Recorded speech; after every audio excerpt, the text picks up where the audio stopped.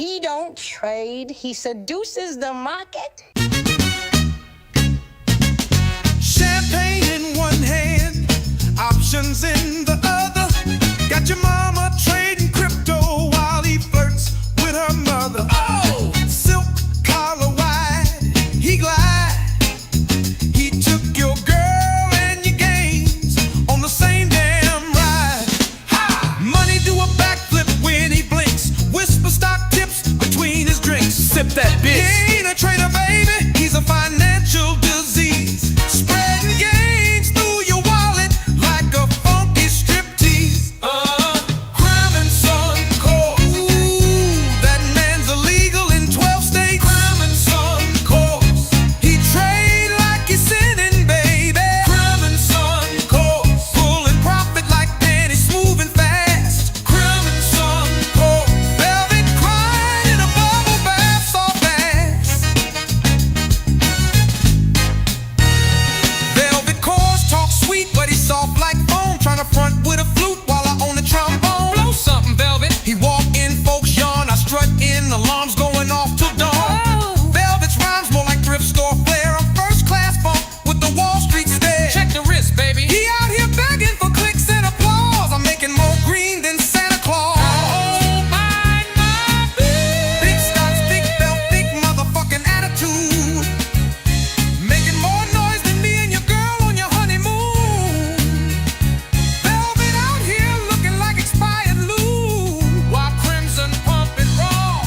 No YouTube. Ladies, I'm looking for a girl who can ride the dip and make it drip. I don't just buy low, I go real deep. Pump, pump, pump, pump it up. Ooh, pump, pump, pump, pump it up. Yeah, baby. Pump, pump, pump, pump it up. Ooh, pump, pump, pump, pump it up. Yeah, baby. Crimson. He don't trade, he seduces them digits. Velvet still trying to lease his motherfucking widgets. He the chalk daddy, the bear killer. Velvet's just noise. Crimson's the thriller. Oh, brother, oh, brother, oh, brother. Good morning, my little huevos rancheros. Folks, it is a beautiful Thursday, July the 24th. I know that because I just looked at the calendar and I didn't have to guess today. I hope you guys had a great day yesterday. I hope you had a great night, are having a great morning, and are ready for the world's largest casino to finally freaking let us in about 25 minutes. So I hope you're having a good one. You're probably having a good one if you went short on Tesla. You're probably not having a good one if you went long on Tesla, so that's a bummer. And probably having a good one if you went long on American Eagle, which is now up, 15% just because they signed Sweeney? That's a pretty sick trade. What else is moving in pre-market? I'm trying to think about what happened. I think Chipotle's down. That's probably not so good. Google's up a little bit.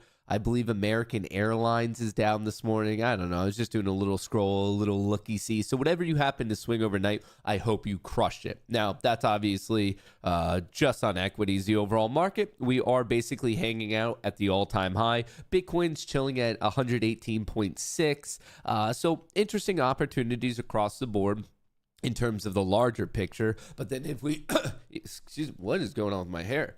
But if we take an even larger step out, I bet Rumble's having a pretty rough day.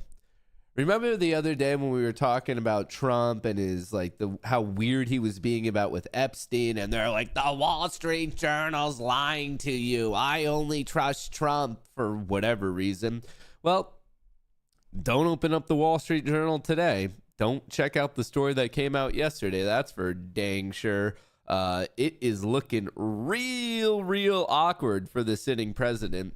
And I was honestly, as soon as I saw that, I was so excited to just bullshit with the Rumble chat today, because I know you guys are on tilt. I know you guys are punching the air. I know you're so angry. I know you've gone full Kyle mode. I guarantee you, if we had a camera in the Rumble viewers rooms and offices and workspaces today. They've crushed monsters, and they have on a wife beater, and they're just punching in drywall right now. They're just punching in drywall, so angry. They're lying to him. Not my guy. Not my guy. Like, dude, this is the dangers of saying one is definitively right. Folks, this is our brutal reminder, whether it's politics, the market, or anything in between. Unless you are absolutely certain, maybe just be like, I don't know. Trust but verify. Maybe say, hey, I don't have all the information. Folks, it is okay to not have answers. It is okay. What you guys are making fun of my hair, but it's for good reason. I must have like aggressively pushed it up today. I don't know what I did. Should I just leave it like that? Is that a good cover up? The only thing you should actually be 100% committed to believing is that the dark pools messed up my hair today. This is the result of, look how like just this piece right here, it's real high up. I must have done something crazy with these headphones. I don't think I'll ever be able to recover from this one. What do you think's a bigger conspiracy theory? Trump being involved with Epstein, or market makers messing up my hair when I sleep? Kind of a midnight barber type of a situation. This can't be good. This is honest. Should we just end the show? I don't think I'll be able to recover from this during the show. I feel like this might take extensive hair care time to really repair. Thumbs up, thumbs down. Cancel the show for the day. You guys expect more. I don't want you guys looking at this alfalfa thing the entire time. Should we just like kick the can down the road and come back Monday? Yes? I know we're probably, yeah. Should we just shave it? Just shave off the middle piece right there. That is an option. Maybe that's a second, third option I didn't consider on this one.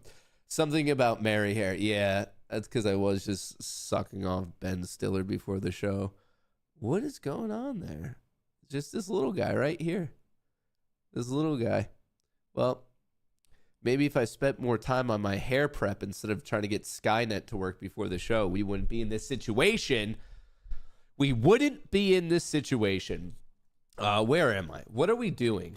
Who's my mom?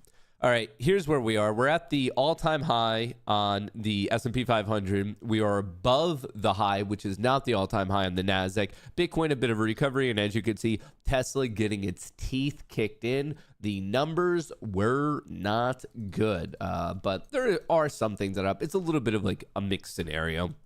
S&P 500 futures flat as investors weigh tech earnings and watch Trump Fed visit. Now, before we get into stuff that is directly going to impact the market today, man, oh man, am I so excited to see some of the members in Rumble Chat lose their mind. Justice Department told Trump in May that his name is among many in the Epstein files. And we're not talking about what we already knew. We're talking about new information. We're talking about one of the strangest covers-ups where basically now it's become pretty obvious that Pam Bondi was saying, like, basically lying about everything, didn't have anything that juicy, went over to Kash Patel and basically said, hey, brother, you gotta give me something. Give me all the files you have. Pam Bondi going over to the FBI, and he's like, all right, I'm gonna give you the other stuff that we have. And it turns out that his name was more so involved in these files than we previously knew. Absolutely ridiculous, and I get it. And like, the Wall Street Journal's lying. Trump would never do that. And then apparently he did. And we don't have the details yet. We don't know the exact stuff. Of course, they're making this Hail Mary of the grand jury testimony. They're not going to give us that. That is, like, from a legal standpoint, not just going to happen. That would be very much a Hail Mary play. It's kind of like a smoke and mirror situation. But this is just crazy, and it explains partly why he was being so incredibly weird. Whether you believe he is involved to whatever degree, I don't care. Obviously, fingers crossed that he's not involved at all. That would be awesome. But you have to admit, regardless of what political side you're on or whatever it was, you have to admit he's been acting real weird about it. No commentary on his involvement, his lack of involvement, whatever it is. I think we could all be mature adults and admit that his recent rhetoric related to this is super strange. Something is off of this whole, like, why are we even talking about this anymore? Why? Like, it's such like an obvious guilty thing. Like when you almost talk to a toddler and you're like, did you take the cookie? And they're like, what do you mean? I didn't take the cookie. I would have never. Like, we're even better than that. They just run into your room and they're like, I didn't take the cookies. Like, we haven't even been asking you about the cookies. Why are you bringing up the cookies? That's what it feels like. That's 100% what it feels like. Seriously, Matt, the Wall Street Journal might as well get your info from TMZ. Okay, so you're just assuming that this is 100% false because of the source, but if it comes from Trump, it has to be 100% real. Do you not see how that doesn't cut both ways? Like, really, you don't understand how it, like, you just assume one source is completely lying to you and the other source is 100% accurate. My entire point is take in the information, trust but verify, and don't make some absurd statement of like, yes, this has to be the true one.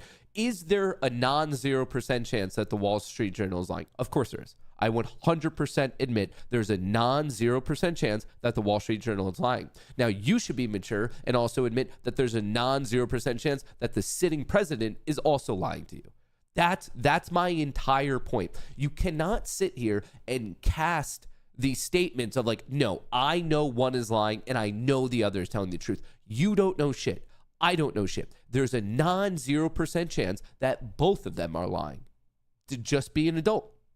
Be an adult and admit that. Like, clearly, the Wall Street Journal, even though he actually, like, Trump did, I should say for the point of this story, he is moving forward with suing them of the last one with the like the poemer and the weird drawing and that. But the fact that they are doubling, tripling down and still posting stuff like this tells me that they have some sort of evidence to legally stand on to post this. There's no way in hell the Wall Street Journal would risk being sued to kingdom come. We already know that they're being sued to move forward with this story and not have some sort of evidence or sources that they can stand on to at least protect themselves. Like, honestly, if this is a lie, they'll be non-existent.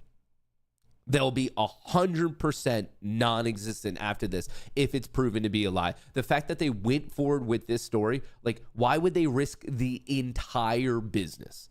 The entire business. We got Lefty Matt today. Oh, brother. It's not Lefty. It's just I'm middle of the road. I'm going to be a person that has my brain somewhat screwed on properly and admit that neither extreme is going to be good, and being completely devoted to one side or the other probably means that you have a fucking pea brain. If you cannot see good and bad in each side, you're not opening your eyes. You're not opening your eyes whatsoever. Like, you're actually a bit retarded if you think your side is the good side that does everything right, never takes a misstep, and they're never hiding anything. If you are such a, like, small-minded individual to believe that your side is 100% correct, you're actually retarded. And you are very much part of the problem that we currently see of this hyperpolarization. If you can not see the gray area, the nuances in all of this, you just got to grow the fuck up.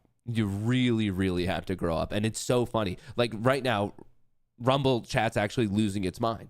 This is Trump derangement syndrome. Oh my God. Oh my God. Like, you guys are the problem. You are 100% the problem. As much as you believe these extreme left liberals who can't see anything else are the problem because they're so small-minded and so single-minded, you're also the problem just on the other side. You're so 100% confident that you are sure.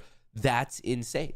You guys, both extremes are the problem facing not just our country, but most likely globally right now. And for you guys to be so hell-bent that your view of it is 100% right is absolutely insane. Absolutely insane. As much as I'm going to call out the left side for being so fucking stupid with their commentary and how spun up they get, it's only appropriate for me to also call out the extreme right doing the exact same shit. You guys are doing the exact same fucking thing. As much as I think it's crazy that Biden had this cover up of being sick, this, that, the other thing, fucking Obama killing people with drones, innocent civilians. Like, if you say, okay, no, only that side does bad, but our side only does good, you are fucking dumb. Absolutely, legitimately fucking stupid if you believe that. absolutely insane. And like I said, Trump is crashing out of this every single time he's asked. He's like, how could you possibly ask me? And it's to the point that it's like now just like, hey, like, please look over here. Trump administration releases trove of files on Martin Luther King Jr. assassination. It's to the point that his like granddaughter or whatever is like, okay, fine, that's cool, we appreciate it, but why don't you give us the Epstein files? What's going on, man? Even with this, it's such smoke and mirrors of, please, like, we know there's like this insane thing going on, but like, look over here and please stop asking questions and actually stop asking questions. And if you keep asking questions, you 100% like don't back me whatsoever. This is ridiculous. White House and Gabbard ramp up attacks on Obama over alleged Russia conspiracy. Tulsi Gabbard disputes findings that Russia interfered in the 2016 election to help Trump, which previous investigations have concluded. So interesting. They are, according to the Wall Street Journal, they are investigating Obama. But what's interesting here is everyone who's middle of the road, you're basically thinking, oh, wow, this is an interesting story. Let's dive into it. What is the evidence? Does this hold water? But as we've already proven, at least from the Rumble Chat's viewpoint, the Wall Street Journal is lying. And thus the fact that they're, wait, what did someone say? That it's equivalent to taking TMZ information. That means actually that this Obama stuff is completely false because you can't trust Wall Street Journal. So you see how you're just picking the individual things you like. People, minutes ago, you were even backing this up and saying, yeah, no, dude, the Obama conspiracy, that's crazy. What's going on? He should be investigated. But by your own logic, you actually can't trust this now. It's a complete lie because it's from the Wall Street Journal. You can't have it both ways, folks. You can't have it both ways. You either have to be mature and say, hey, we have to judge every story independently, see if the evidence is reasonable, or it's all just apparently a lie. But no matter what it is, you're picking and choosing, which is obviously just a clear declaration of you having an infinitely small IQ, and you are just so spun up with your sycophantic syndrome that you can't even see past it, which, I mean, I guess if you want to live your life that way, have at it. But if you're approaching the markets in that way, if you're approaching trading and investing in that way, that's insane. Absolutely insane. And you're going to blow out and you're going to lose your money. Now, more importantly for us with the casino, what's going on with the economy and the market in the short and the medium term, Trump's new trade standard takes shape with 15% tariff deal with Japan and potential deal with Europe follow months of uncertainty and will likely raise prices while offering a bit of clarity for global trade. So most likely our big trading partners by the early August deadline will have some sort of deal. Japan's getting in. Indonesia also recently got announced. And it seems as if we're getting closer day over day with Europe. So hopefully this is some good news to buoy out whatever happens next week, where we're going to have that FOMC meeting. Trump says countries will face tariffs ranging from 15 to 50%. This is an interesting one. We're going to have a very, very simple tariff for some of the countries. There's so many countries you can't negotiate deals with everyone, so we'll have a straight, simple tariff of anywhere between 15 and 50%. A couple we have 15 because we haven't been getting along with those countries too well, so we just say let's pay 50, and that's the way it is. President Trump saying tariffs could range from 15% to 50% as the August 1st deadline for deals draws ever closer. Let's bring our China correspondent Min Min Lo now. And Min Min, we are hearing, of course, as this sort of trade détente between China and the US continues, that President Trump is looking at 15% as that baseline for any of these negotiating parties. Yes, that's right, and that expectation seems to be shifting constantly because just a few days ago, Howard Lutnick had said on Sunday, in fact, that the lowest tariff levels would be around 10%, especially for smaller countries like countries in the Caribbean, African countries, South American countries. But now it seems like the lowest baseline tariff would be 15%. But still, look at how markets have been performing, really defying expectations of higher trade tariffs. And it seems like investors are really betting that Trump Trump will ultimately still take the pragmatic approach to ensure that corporate profits won't be too badly hit. Look at the trade deal with Japan, 15% better than expected, and that seems to set expectations here for what other countries like South Korea, India, the EU could possibly be working towards as well. But there seems to be some level of negotiation fatigue that is going on as well, because President Trump seems to be touting those tariff letters as deals in themselves and appears to suggest that he's not too keen for a lot of back and forth negotiations. But at the same time, he's also kept the door open for countries to reach out to continue to negotiate for lower tariffs. So really hard to say what the final tariffs for these different countries will look like. All right, so the big guys are going to get special negotiations. The small guys aren't. It's going to kind of be like, for the smaller guys, a one-size-fits-all deal, and probably we're going to hit this August deadline. Between now and then, there are some other things. Just so you know, early this morning, around 8:15, we got the ECB, the European Central Bank's interest rate decision, came in at expectations. Initial jobless claims coming in lower than expected. That's a good thing. You should also know at 9:45, we're going to be getting the PMI numbers for manufacturing and services. And then at 10 a.m., we're getting new home sales. None of like these in the very short term, like if you're watching whatever, the 1 minute chart, you might see a little bit of movement, but these aren't like the end all be all macroeconomic reports. And then also you should know tomorrow morning at 8:30, we are getting durable goods. So that's kind of the situation on the overall economy in the market for this morning. With respect to individual equities, we are in earnings seasons. Last night, we got Tesla and Google and IBM and Chipotle. Today, American Airlines this morning after the market, Intel, and then next week and the week after that, lots of big tech names. Tesla braces for rough quarters ahead as U.S. ends the EV incentives. Tesla currently down 6.4% in pre-market trading. Not good. Tesla shares dropped 6% in pre-market trading after auto sales plunge again. Tesla loses market share in Europe for the 6th straight month as competition grows. Tesla not really holding it together so well ever since the public breakup between Trump and Musk. They have not been on a good one. Now, in the long term, I'm still a big fan of Tesla. I really do believe when they pull off the robo-taxi networks, full self-driving, and various other things that have been touted for quite a while, especially even the combination with XAI. I really like where it's going to be in the long term, but the medium term, it seems like it's some rough waters ahead. The Alphabet beats earnings expectations, raises spending forecast. Now, when I was looking at Google this morning, it was up right here. Revenue beating, earnings per share beating. If you look at specifically YouTube revenue beating, Google Cloud revenue beating, like across the board, beating. But the market seemed to be uniquely excited about the raising in spending forecast.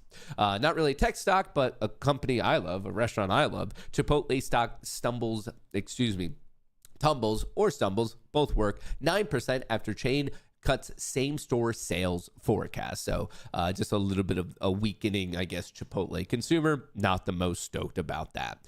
If you need a cheat sheet for any of this, remember that's exactly what the newsletter is for. Kohrs.locals.com. Every single Sunday, it is 100% free to your email inbox. I break down what's going on in the market. I kind of give you just the highlight of the numbers. I give you all the earnings. Then I try to embolden the ones that are going to be most important to you.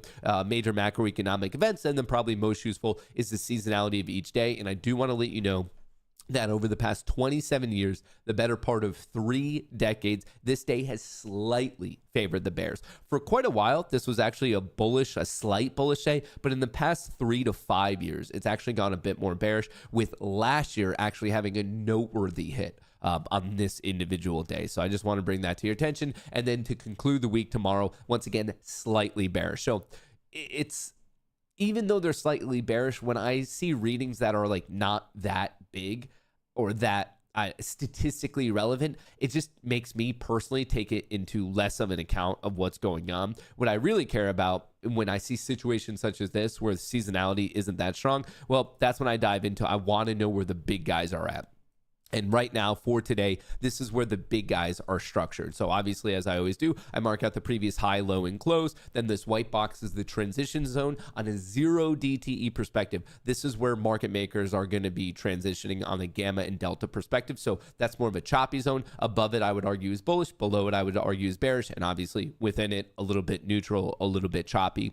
And then you're going to see these yellow horizontal lines, which is where we can see the major open interest levels. As in, this is where big players have big positions, so don't be surprised if the market reacts there. So basically, my bull case is the market holding 6,360, a push to 6,380, and then my reach target would be 6,400. That's my bull case on a 0 DTE perspective. On a bearish standpoint, I would say, okay, a breakdown of 6,360, a touch of 6,345, and then a sell off to 6,325. That would be my bear case. So every single day, I approach it knowing what my bull and bear case is, but I should let you know, especially because of how we see what happened yesterday. Right here, this means, oh, wait, you guys can't see this. Excuse me. Right here. You could see yesterday, we had the large players were buyers pretty much all day yesterday. And then also seeing the fact that the options market currently is call dominated.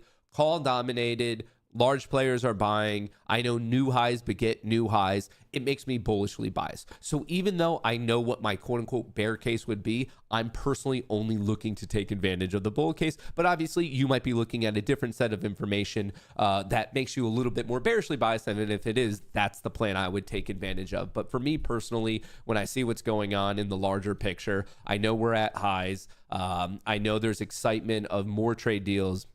I see large players buying. I know the options market is call dominated and various other things. Like, it's just the momentum's to the upside. And unless proven otherwise, I don't feel like being the person trying to pick the exact top, because if you try to pick the exact tops and bottoms, it's generally not going to end well for you. So for me personally, I'm looking to take advantage of the bull case and the bull case only, unless like there's a clear amount of evidence otherwise. And obviously that could happen. Let's say the market opens and this just vomits. That obviously that's a possibility. But for right now, once again, we can only go off the measurable data that we have in real time. And the measurable data we have in real time is at this moment pretty much across the board. Obviously, there's certain nuances, like you could argue Tesla's a bit bearish, but I'm saying for the overall market, the S&P 500 and the NASDAQ, the bulls are in control. You could argue that crypto is sideways. I mean, look at this. After the new all-time high in mid-July, we've been nothing but sideways. So, like, obviously, don't take my commentary on the overall market being the sweeping commentary for everything involved. But I'm just saying, it is good to know the overall like headwinds and tailwinds. It's easier to be bullish on an individual equity if the overall market's going up. It's easier to be bearish on an individual equity if the overall market's going down. So I find that the more things that align with your trade thesis, generally you're going to have an easier time. So, all right, great. We have this set up. What I didn't show you guys is I haven't traded yet, but I do believe this version of, hang on, let me go to the 1 minute. I do believe this version of Skynet should work for me. So I have my 20 Apex accounts, I have my 5 Take Profit accounts, and I have my 3 Tradeify accounts. So I have my accounts. The Tradeify ones are the only ones that are currently funded. The other ones are in eval, as I'm trying to figure out what in the world is going wrong with Skynet. And I did improve the code, just so everyone knows, and I want to show you the newest form of code, and I'm going to see if this can work. If market open, buy low. If in a long position, sell high. So that's what I'm going to try to rip today. We're going to, hopefully it works. I don't know. This is my newest, grandest idea of how to make money in the market. If market open, buy low. If long, sell high. So that's what I'm approaching the market with today. Hopefully it works. I don't know. I really didn't have the most time to back check all of this and test it out, but I'm thinking that this might work. I'm thinking ripping lines of code and coke. Just code for me this morning, but I'm thinking that this new, oh wait, are they all on? Did I turn? Yes. Order filled. What the fuck? Panic. Order filled. Order filled. Okay, that obviously did not work. What the fuck happened there? I'm so incredibly confused. How did this stuff make money, but this stuff didn't?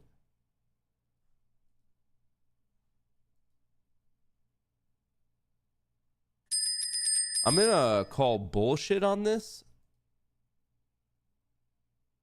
Tick.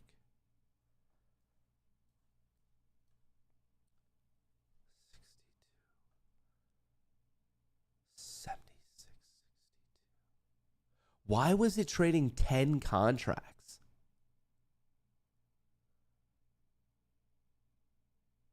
What the fuck? Why in the world would it have traded? Because I thought I saw that it traded 10 contracts.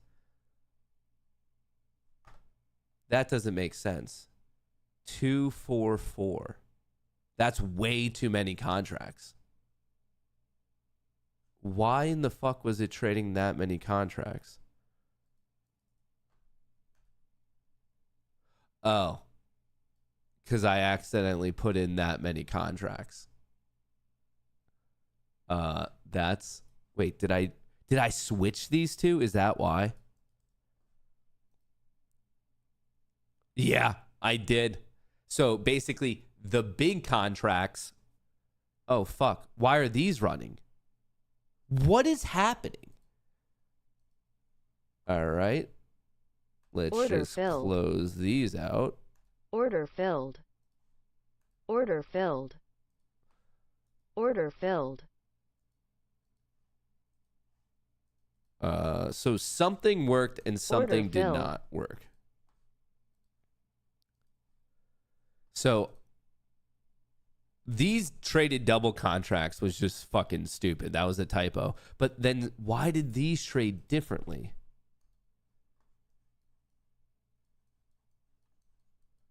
Huh. Okay, you know what I need to do to repair this? I know how I could fix this in real time. Hang on.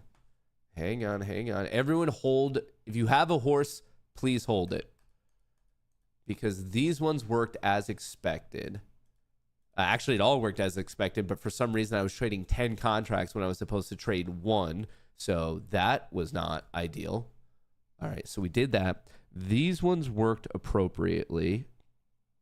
All right, so we don't need... We will remove this. We will remove this.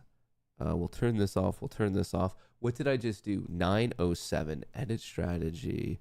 Let's do... That is right. 907, okay. Edit strategy. Let's do this one. 907, okay, that is right. And then edit. All right, we can salvage this, I think. We'll find out. All right. All right.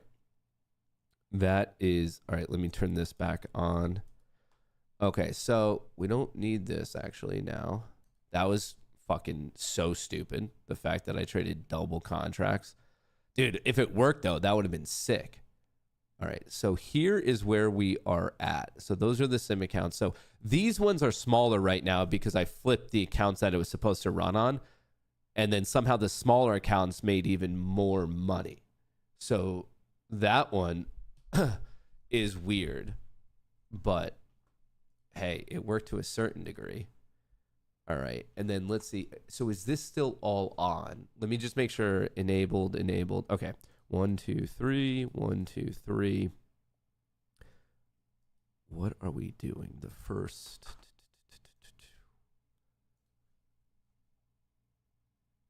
Interesting. Okay. There should still be 3 more trades today. We'll see how this goes. That was a fucking idiot error for sure. That was definitely an idiot error. All right, that one. Actually, how bad did that go at open? What was that?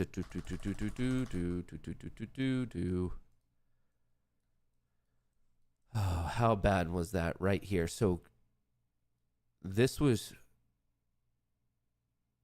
copied.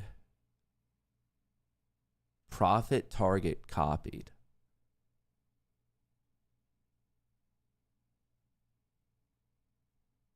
Huh. I don't know what the fuck that was about. The ones that ran the right size properly, there was a little bit of slippage, but basically all the baby accounts should be up either 121 or 96. But these are the bigger accounts. These were meant to run these ones. So basically these gains up here should be down here, and these gains right here should be up here. I accidentally inverted the accounts that the strategies were all running on. I should probably come up with different names than using the exact same names. That would probably be, it would probably be worth it to avoid stupid fucking mistakes like this. Oopsies. All right, but I did switch it. You guys saw me switch all the accounts. So now it should be running properly. And I think that, here, let me see how many times it should run today. 1, 2. It should run 3 more times today. 3 separate systems. I think I got them, but now let's do the old switcheroo and see how this actually plays out. But I guess what I should be doing is making, even if it's the same system for sizing and whatnot, just to make sure I apply it to the right one, I feel like I should just make a variant and call it something else so I don't make that mistake again. But hey, I'm still excited to see, because the one you just saw run, I've run that before. And I tried to fix it, and it actually technically worked. I just ran them on the wrong accounts. But right here, when I ran it on the right accounts, I ran it properly on Tradeify. I ran it properly on Take Profit. Did not run it properly on Apex. So I literally just clicked the wrong one. But there's going to be 3 new strategies that should be going today. Should be ripping it today. And we're going to see how that plays out. We're going to see how that one plays out. All right, so that one already ran. We're good here. We're good here. 907. 907. Okay. I think I have it now set up, and this will run. It's not actually set to run at a unique time, a specific time, like the first one. The first one's just an analysis of the market setup.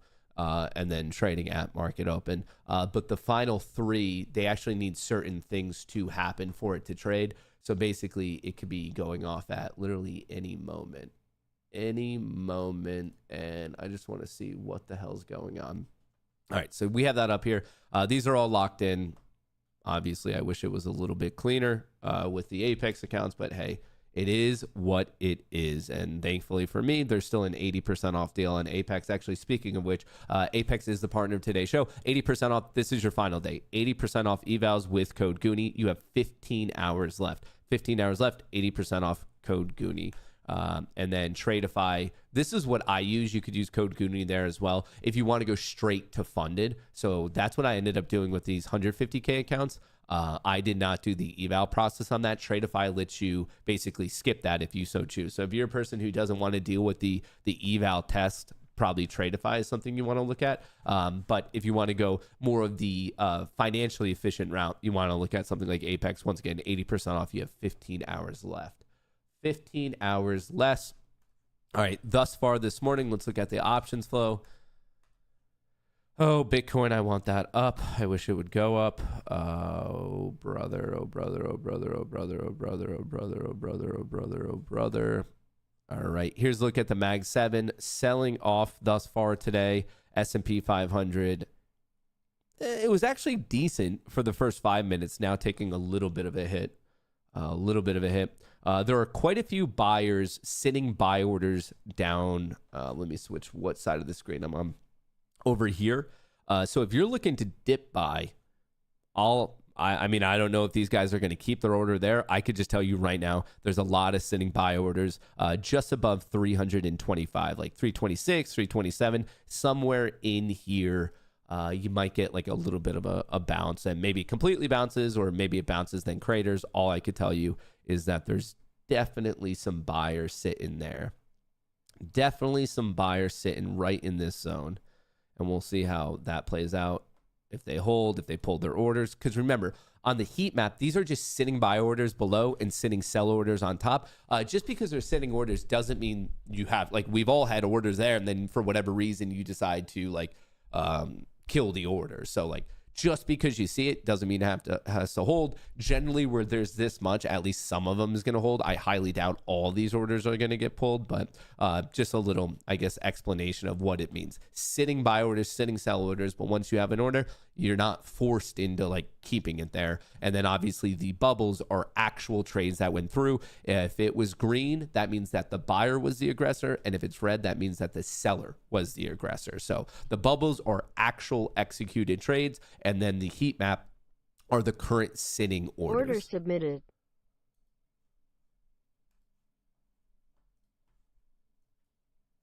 All right. We are on. Order filled. All right. That worked. Cool. So second trade. Well, the first one worked, but it also didn't. It would have worked if I did what I was supposed to appropriately. Well, that wasn't right.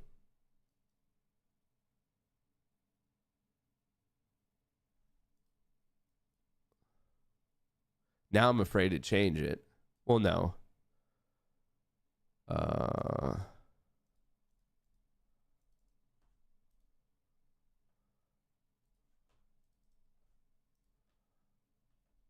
Okay.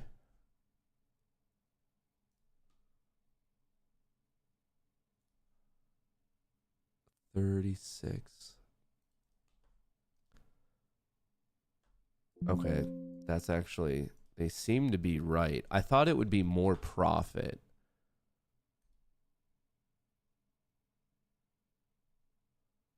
But that's not right. It was only one right there.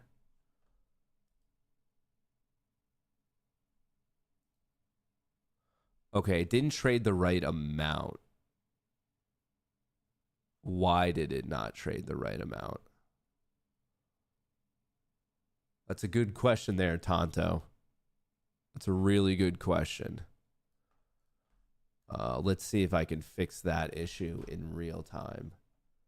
Let's see if I can fix that issue in real time. Oh, why the fuck did that not work?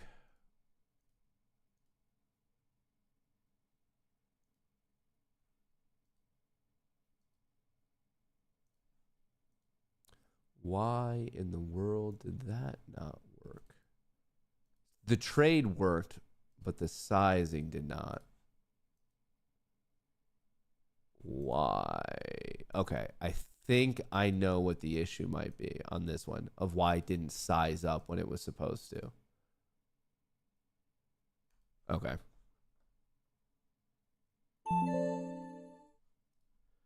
All right, let me fix that. All right, the ding ding or whatever that fucking sound was that you just heard should be good now. I think I was able, that one wasn't that big of an issue. Let me just do a quick sanity check on this really quick.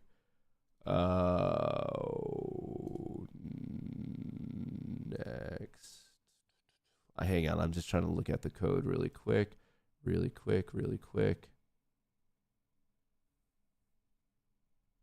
Huh.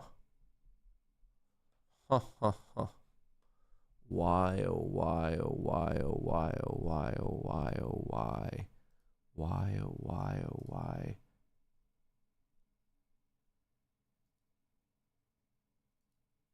Okay, I think I got it fixed, and we're going to find out soon.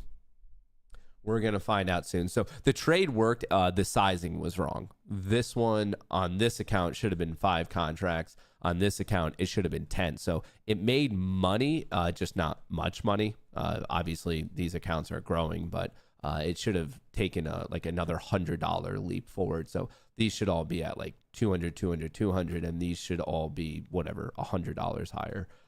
But let's see. Yeah, someone said 2 minutes till data. Yeah, we technically are getting some information coming out at 9:45, so there might be a little bit of a movement right here. It's not the most impactful news in the world. NVIDIA is having somewhat of a decent day. NVIDIA, actually Avago too. So semiconductors are kind of leading our trip forward, while some other ones such as Tesla are getting, dude, Tesla's down 8.5%. Jesus, 8.4%. Apple's up. Microsoft's up. Meta's up. Meta's actually not that far from a nice breakout. I was right here. I was watching Meta today. It's right at this trend line. This actually might be a worthwhile one for you guys to throw on your watch list. Just a nice classic technical breakout. So you might want to pay attention to that. My only like word of caution here is there is still now a downside gap fill from today's gap up down to 714.63. So for me, I'd kind of prefer if it hits that and bounces above, like cleans up the chart and then gets going. But I just wanted to call this out that Meta, obviously bullish trend, lower highs, lower lows. In the short term, maybe the short term trend is reverting to the longer term trend. So just wanted to put that on everyone's radar. How'd that go? Okay, that was obviously bullish. So we got the downside gap fill on the SPY here. Did we get the downside gap fill? Did we technically hit that? We did. Order submitted. Uh-oh. Order filled.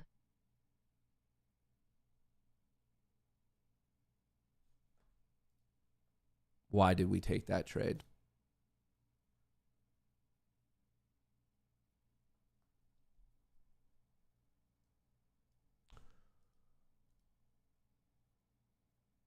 What the fuck was that trade?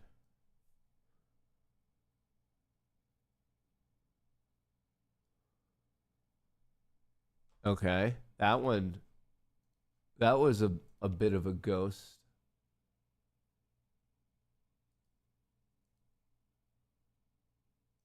What was that trade?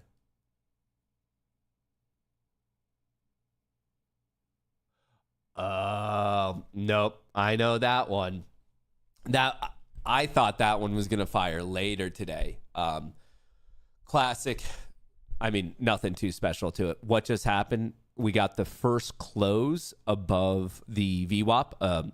I like playing the reversals on VWAP. What I got confused about was the, like, I guess, slippage to get into the trade. But basically what it was this is our first close above there. Okay. We put, yeah, basically it was a VWAP push.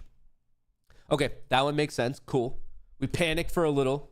But this is what happens when you're running 5 fucking ones at once. Ah, dude, if only I didn't fuck up that first one. The sizing. Oops. All right, I need to be better about that. What I should do is hard code in the sizing on the... It would have been fine if I was trading all... Order submitted. Okay. No.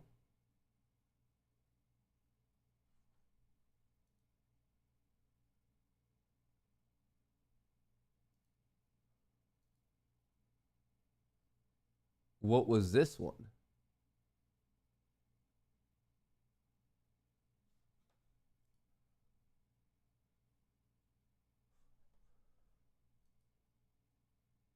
Order filled.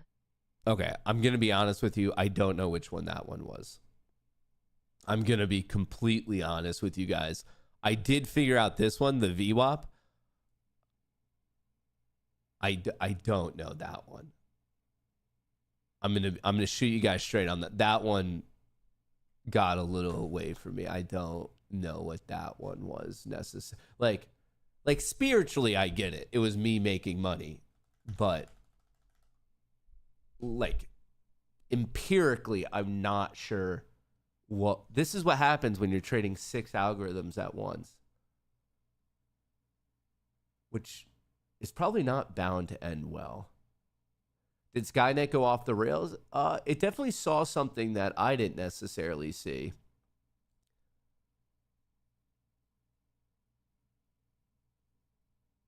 It definitely saw something I didn't see. I need to do better naming schemas for this. I'm just getting confused. Definitely need to do better naming scheme. So it wasn't that one. That's good. What the fuck was that code? Yeah, and it fired there as well.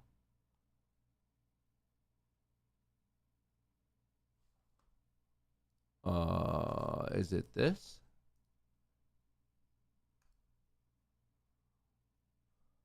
No, that doesn't make sense. Is it on the one? What did it see? Something about it made it want to buy this breakout, but it shouldn't have done that. Should not have done that at all, actually.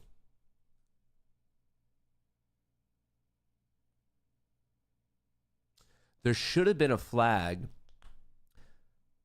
that only allowed that one to trade once today. Why did it trade twice? I'm not complaining. It made money, but I'm a little bit suspect. Dude, you guys know how good my day would be right now if I just ran all this shit initially on the right accounts? So took your advice and wrote my ninja strategy with the trailing stop loss up 1,700 today on Apex eval. Finished for the day. Cheers for the advice. Better than my manual execution. Dude, I'm telling you guys, systematic is the way to go. Because, okay, like, are you guys seeing a bit of an embarrassing point for me where, like, I'm kind of making money, but I'm, like, kind of confused? Yeah, but imagine the scenario in which I get my code working the way it should be working. Imagine that situation. That's a completely different game now. Now, like, imagine this where I'm like, yep, that makes sense, that makes sense, that makes sense. So, like, I get it. Is it a bit embarrassing right now? Yeah, okay. I'll admit it. I'm a little bit confused about where this money's coming from. I'll be the first one to let you guys know. But how the fuck did these hit, but the other ones didn't? That's going to drive me crazy. It seems like the crux of the issue is that market open code. I think something with the vol expanse and the amount of orders hitting the tape at first are not doing me well. I should probably figure that one out. Then these ones, do these have a flag? They might have a flag. I'm not sure. Anyway, the shit that I've been running it on thus far, am I a little bit confused? Yeah, I'll be honest. Am I up money? Yes, I'm also making money. I love the testing and production mentality. Need to make it a t-shirt that says I test in production. Fuck with me. Pretty much, dude. That's fuck it, ship it. That's been my mentality coding this in my entire life, dude. We'll rip it. We'll rip it and figure out the bugs later. Oh, Tesla's bouncing back. Vago taking a little bit of a hit. A little bit of a hit. Confused and profitable is better than pissed off and red. Yeah. So the ones that I really care about are the take profits because those are technically evals. So I'm very, very financially interested in keeping these alive. And of course, with the evals, you want to pass them because if you don't, you still have to like take the test and whatnot, and it could be a pain in the ass. But they're just evals. I care much more about keeping the actual funded accounts alive. And once I crack this cookie, folks. Once I crack this freaking cookie, I'll be good to go. All right, the flow has somewhat improved on the Mag 7. On the NASDAQ, nice pop, but at least it gave some back, but not as much as it did this morning. And then even the S&P 500, we popped, we dropped, we popped, now we're flat. It looks like it's getting ready to go for its next move, which obviously I'd be expecting a push up to 6,380. That is a big open interest level, a large open interest level over there. Oh, what the fuck was that code? What in the fuck was that code? See, now this is confusing me. Why didn't it go short there? It just cracked VWAP again. So the way I took this VWAP recapture long, it should have taken this VWAP crack short. So I was confused about why it took this trade, and now I'm confused about why it did not take this trade. So right here, it should have gone short at 67, and based on the ATR, it should have maybe collected at 64, 65. So that one, why did that not fire is a good question. It should have been the reciprocal of this trade at 947. Should have been. Should have been, should have been, should have been. Should have been, should have been, should have been. And actually, that would have been a nice trade, too. That one could have just held. Print to console, this code just fired. Probably should have. Why in the fuck did that not fire? These are deep questions that science does not have the answer to. Deep questions. All right, a little bit of a little breakdown here on the 4 hour. We pushed a high and the low on the 4 hour chart. The NASDAQ has yet to do that. So NASDAQ lagging a little bit behind as the SPY is having a pretty decent day, but the 5 minute and the 10 minute on the NASDAQ technically on the bearish side. The 30 minute, probably because of Google and Tesla right now, even the 30 minute is kind of pushing a pretty dangerous zone, but 5 and 10 definitely bearish, while on the flip side, the 5 and the 10 on the S&P 500 and the 30 and the 4 hour is all bullish. So the whole market, the S&P 500, bullish. Even looking at the flow, that's pretty bullish. Yeah, it's giving a little bit back right now, but I would say it's pretty maybe neutral from a delta flow standpoint. But the momentum standpoint, clearly bullish, while the NASDAQ, it's in the short term bearish. 30 minute is making me a bit nervous. Like, is this going to hold or not? And then the 4 hours actually still technically bullish. But like I said, this is actually kind of playing out exactly how I put it in the Discord of my bullish case for the day. Long at 60, target is 80, reach target is 4,000. Easy peasy lemon squeezies. We don't need to overcomplicate this stuff. Apparently the way that I'm overcomplicating my code for some stupid fucking reason. What a stupid typo mistake.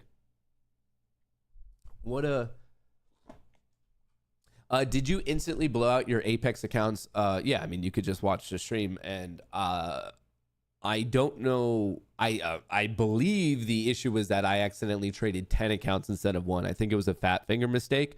And you saw later where I was confused about accounts that were just trading one. I think I accidentally switched the input parameters for the two sitting strategies, because later on there was one that I was like, why did it only trade one contract? And then the ones this morning, I was like, why did it trade 10 when it should have only been trading one? So I believe that's what it was I literally just, on one strategy, I input 10 when I meant to put 10 in the other strategy, and the other strategy had one where the one should have been in the first strategy. I mean, trading 10 contracts is pretty fucking degenerate, like out of the gate there, like actually super degenerate out of the gate. So I believe that's what's happened. I mean, obviously after this, I'll go back and do a little bit of review.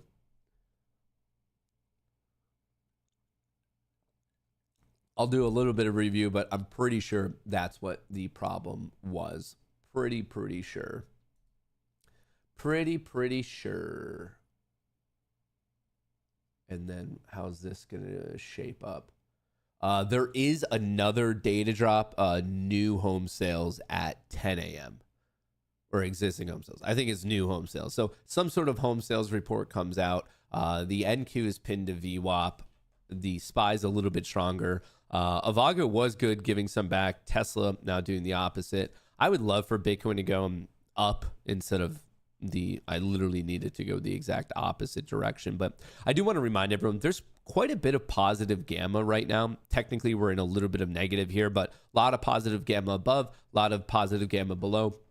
My base anticipation is that we just don't get many like ranges. The week after OPEX is generally kind of just like a crap, boring week. Each week is not made the same, especially when you consider the popularity of options trading right now. And obviously we have monthly OPEXs. So not each week is built the same. Comparing of the week of the month, comparing 1 to 2 to 3 to 4, they have very different characteristics.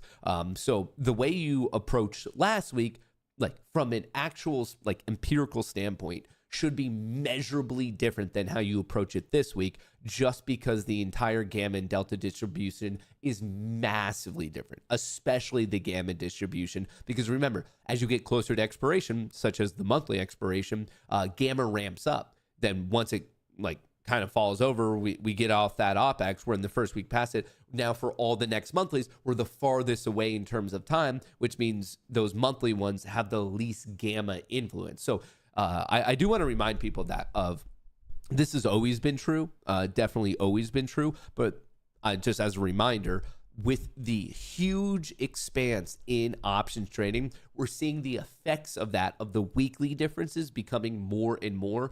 So please do not treat each trading week the same, especially for your swing positions. Arguably, you could say that also true about your day trading positions because of like the impact on volatility and blah, blah, blah. But if you have a system that's good enough that like is already trading off vol-based things such as like ATR targets, like it shouldn't be that big of an issue.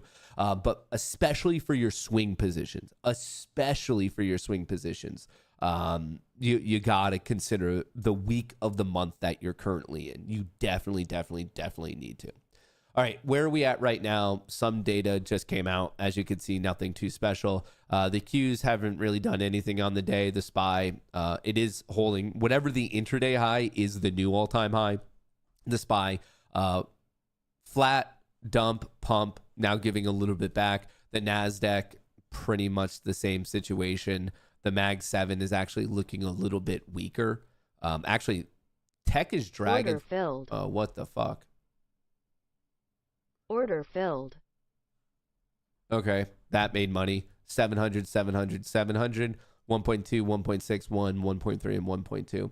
Like I said, I fuck things up. This is 100% on me. These numbers should be on the bigger accounts, and these smaller numbers should be on the smaller accounts. I accidentally inverted everything at market open. That's my fault. I'm not blaming you guys. Obviously, it's a little rude you guys didn't remind me to check that before market open, but whatever. I'm not mad. I'm just disappointed. So am I happy with these numbers? Of course I'm happy with these numbers. My big fucking brain came up with a strategy to make these gains. My issue is that these numbers should be up here and these numbers should be down here. So like I got close to doing what I should have been doing. It just didn't necessarily play out how I thought it would be. Didn't give me exactly what I wanted to see out there. And I think it's done for the day now. How many trades was that? I think it's officially done. I'll leave it up just in case, but if I'm counting properly, I think it's done. I do believe that it is officially done. Is there one more trade? I don't know. I'm like 90% sure it's now done on the day. But there's always that 10% chance that maybe something's going on. Maybe a 10% chance that something else is going on. Oh. What I could do is I could buy back the Apex tests and let them run on one strategy just to get the trade in today. There is always that possibility. Matt can usually count to 10, but if he counted properly. Yeah, I mean, I think a good amount of the time I could count from 1 to 10, but am I going to promise you I could do it perfectly every time? No. I can't promise perfection. If you're coming to this show for perfection, yeah. Are there other streamers and traders out there who pitch to you this concept that they can count from 1 to 10 properly each time? Yeah, I bet those people do exist, but I'm not going to promise you things that I'm not 100% sure about. I think they're promising you things to seem really, really smart, and I just, if you put the foot to fire, I don't know if they all can count to 10 every single time perfectly. You know, that's a really, really large ask, and I just don't want to be that person. I don't know. I think I could count to 10 most of the times, but Apex must love you dearly, dude. My fucking credit card bill is retarded. It is actually really, really, really concerning how large my credit card bill is due to the Apex tests, which, hey, shout out. If you use that code Goonie, truly appreciate it. It does help me out. Obviously, I'm an affiliate with them. Today's your last day, 15 hours, 80% off, code Goonie. Like I said, I'm an affiliate, and it will definitely help defray my disgustingly large credit card bill. Does anyone know what indicators Matt is using on which screen? Mainly EMA, I guess, is the most, like, these, that's an EMA cloud, that's an EMA cloud, That's an it's just different EMAs put together with a color gradient in between. So just an exponential moving average. Nothing. I'm not using anything too big brain about it. It just most of the time I use average true range and exponential moving averages. Those are like the two that I would say I'm most biased to. But in reality, just because I'm most biased to them doesn't really make me think that they're the end all be all. When I'm trading well, most of my trades are just from historic data mining of, hey, when we've seen this situation before, there's X% chance it goes up, there's X% chance it goes down. This is your ideal risk. This is your ideal reward. Do you want to take the trade? So most of it is going to be from data mining. And some of the data mining does involve ATR, RSI, MACD, that type of stuff. Generally for me on my screen, I just put these up because it gives you a very quick like visual indicator of which way are we trading. Oh, green bullish. Oh, green bullish. Oh, green bullish. Oh, green bullish. Oh, red bearish. Oh, red bearish. Oh, green bullish. Oh, green bullish. Like it's more for like the stream and a quick visuals of like on that time frame, which way are we trending. But in terms of like, am I just directly trading off these indicators? No. Oh yeah, I use VWAP as, yeah, that's a good point. I put VWAP on these. I like to know that. That's another important part of some of my trading is just knowing where the average participant is in at the day. If we're below it, I want to be basically buying on a discount. If we're above it, I want to be selling at a premium. This white dash line, it is the VWAP. These are more EMAs, just like literally like, I don't know. A lot of people, and rightfully so, have that question, like thinking I'm using some sort of like secret indicator or anything. Folks, I find a lot of the times, especially in day trading, which I should also let you know, I fucking hate day trading. But especially in the world of day trading, your chances of success, which are very low to begin with, will markedly improve by just keeping it basic. Just keeping it basic of like, hey, what is the short-term trend? Can I make a little money off the short-term trend? Great, you get your money, you move on with your life. Just like keeping it that simple is going to make your life quite a bit easier. And then your life will be made even more easy if, when you have a system, if you actually type in the proper parameters. That's going to be, I should probably create a systematic trading course, and like the big reveal in that course, which I'm going to tell you guys it now, but if you want to buy the course when I create it for tens of thousands of dollars a month, the big tip that I'm going to do in my systematic trading course is make sure you input your parameters properly. Like that's going to be the big reveal at the end. Like I'll be like, and my biggest lesson ever is don't trade 10x the size than you meant to. That's going to be like my big one. I love day trading. That's why I love day trading. That's why to the last couple of years off. Yeah, dude, fucking day trading sucks ass.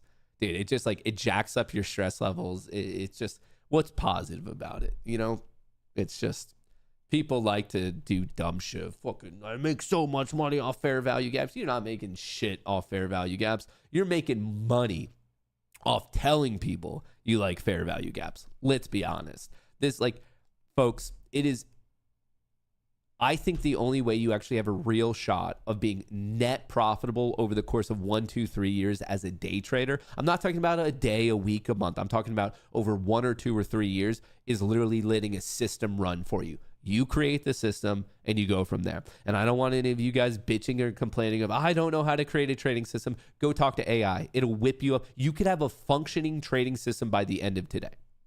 That's how good AI is getting right now. If you're sitting there, you don't have an excuse. Your only excuse would be, oh, I don't want to be a systematic trader. And hey, if you don't want to be a systematic trader, that's your prerogative. Have at it. I hope whatever you're doing is making you a lot of money. But if systematic trading interests you, and then you're coming up with excuses of why you're not doing it, that's silly. Because literally just go to Grok, go to Claude, go to ChatGPT, go to whatever, and just say, hey, I want to create a trading strategy on XYZ. Here's when I want it to go long. Here's when I want it to go short. Here's when I want it to take profits. Here's when I want it to have like its risk. And then you put it in. And better than that, you can actually start to do stuff. Fuck, why? I should be buying these. Aren't you technically day trading? Yeah, technically. Yeah, this is like scalp trading. Yeah, we do a lot of things we don't like. I don't know. I eat vegetables too, and I fucking hate those things. Like, but anyway, if you have the desires to be a systematic trader, by the end of today, you could start it right now, 10:10 in the morning, July 24th. By the end of today, you could have a functioning, I'm not saying profitable, but you could have a functioning trading system that automatically runs for you. AI seems to die sometimes. I asked it if theta was good for long options. It said yes because it adds to premium. Well, I think a lot of these tools are like only as good as the user. Like you have to know how to prompt it for sure. Like once again, like it's a tool. It's not your mom telling you what to do. It's a tool and you have to know how to use it properly.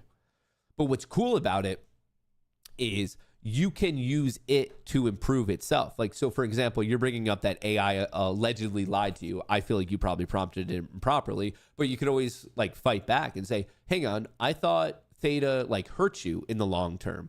And then it'll like think about it. And then you could have a discussion of where it went wrong and how it interpreted it. So, I mean, to say that it lies, I would be, once again, maybe it said that. I have a feeling that there was probably more to the story of how you prompted it and its full explanation. But with that being said, I have seen that when you're selling credit spreads, if you ask ChatGPT about it, it says that theta hurt you, when in reality theta decay helps you with credit spreads, but then later in the explanation it explained how it actually helped you. So it almost got the first and the second part wrong, but it was still all in the same explanation. So I highly doubt that ChatGPT, just a one sentence answer, said that theta is helping you on a long call position. I bet there was more to it, and I bet it got, just because I've seen this myself, that it got the first part wrong, and then as it explained it, it actually explained it properly. If I join the Discord, are there instructions on the platform you trade on? It depends on what instructions, but yes, but also maybe no. It depends on like what specific instructions you're on. But also check it out because the Discord's free for an entire month. So like you get access to everything for an entire month. No risk to you. If you like it, great. Stick around. If it's not for you, okay, like whatever. Cancel your account and you're not going to get charged. Auto spell check can be pretty bad too. Well, I definitely agree with that, especially the way I type. Matt, open is running after yesterday's low. Squeeze incoming? I have no idea. And honestly, I don't care about it. I'll check it out for you. Wait, you're calling this running? Dude, 3 days ago it was at $5. It's at $2.67. And you're telling me it's running? The percentage wise, it's good. It's up 16.4%. But we're talking 40 cents on a stock that's barely at the low from 2 days ago. It's at the low from 2 days ago, and you're telling me this thing is running? Come on, man. Matter of time before this thing dies. How's the other one doing? Proc, matter of time before that one dies. Workhorse, matter of time before that one dies. PHH, we already called that one, has officially died. What were the other ones we were looking at? What was... I thought there was one more. Oh, BMNR. Yeah, matter of time before that one died. Like, folks, we've seen. Ooh, holy fuck, that's not good. Ooh, that's not good. That's not good. That's not good. That's not good. Oh, okay. What was I doing? This is gonna. Oh, first of all, I wanted to let you know that shout out to Chaos. He's actually putting up some lo-fi music. We'll make a lo-fi playlist, but our goal is to make a lo-fi. Whoa. Our goal is to make a lo-fi traders playlist. So make sure you're subscribed to Tendies and Tunes. It's all the music that you guys hear in the morning and other stuff that Chaos is working on. It's 100% free. As always, we don't charge you guys for that because we are in the business of not running a good business. We, at all of our business meetings, and ask Chaos about this, we always just talk about how can we give us away stuff for free and never charge for it. That's our whole goal, is can we just run a really, really bad business?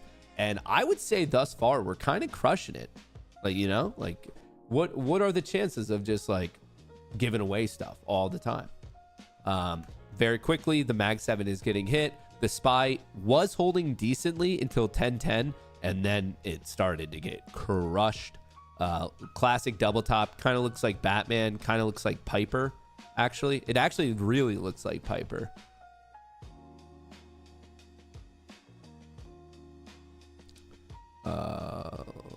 Give her some eyes. Kind of.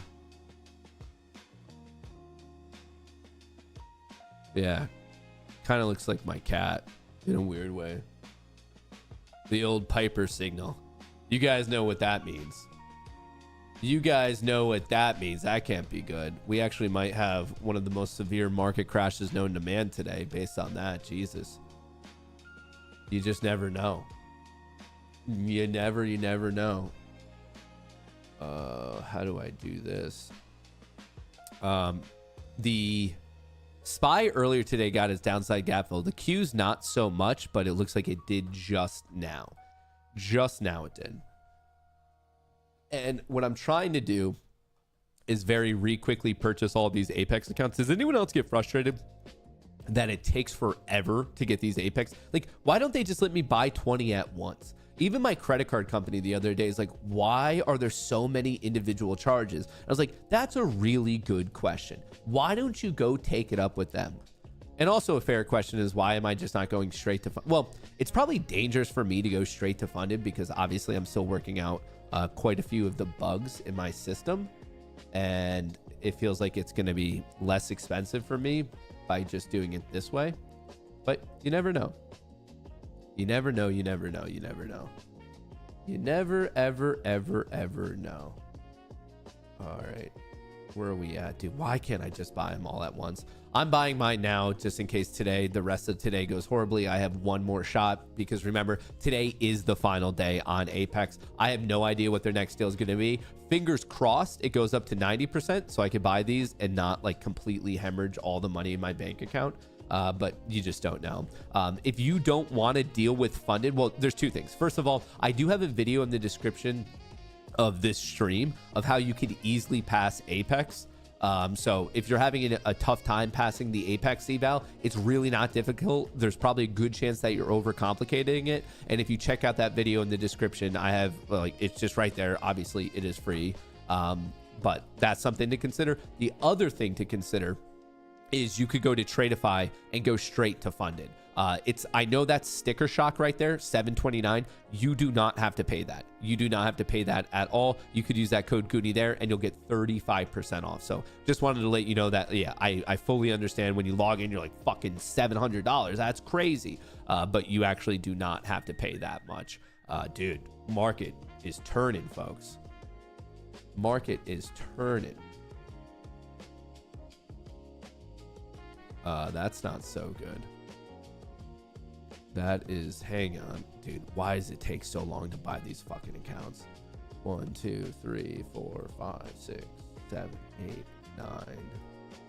Dude, it takes forever. And then my credit card company is going to call me and be like, why are you stupid? I swear, Capital One definitely has a dedicated person to monitor how dumb I am. I think they're there like, yep, he's popping off again on us. He's popping off again on us. I really believe that that's happening. I really believe it. Why is this not working? Why can't they just, oh, a little bit of a pop there. All right, maybe this is a little just a downside gap fill. The old 10-20 reversal. Ooh, the flow is still not that good.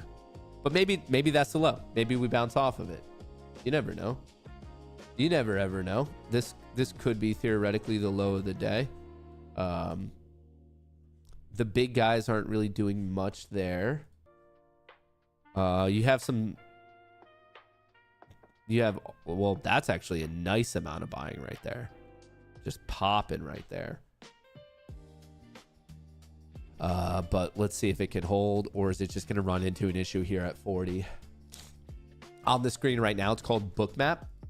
It's kind of a more aesthetically pleasing way to look at the DOM, the depth of market, DOM. It's the sitting buy orders, the sitting sell orders, and then on top of that, Bookmap also shows you the aggressive buyers and the aggressive sellers. So it's a nice tool. This is my first month go around with it to see if I like it or not, and my initial opinion on it is I really do. So for example, without this, you might not know that buying at 40 is kind of a stupid idea, just in case there's a rejection there, because there's so many sitting sell orders. Like so many good tools in the trading space, like Spot Gamma, Bookmap, I find that their real value doesn't necessarily exclusively come in making you money. It helps in terms of not losing money. So right here, like in real time, how do you know not to be the buyer there? Well, it's just, why would you take on that risk of top ticking? There's a clear chance we just get rejected right here. So why take that?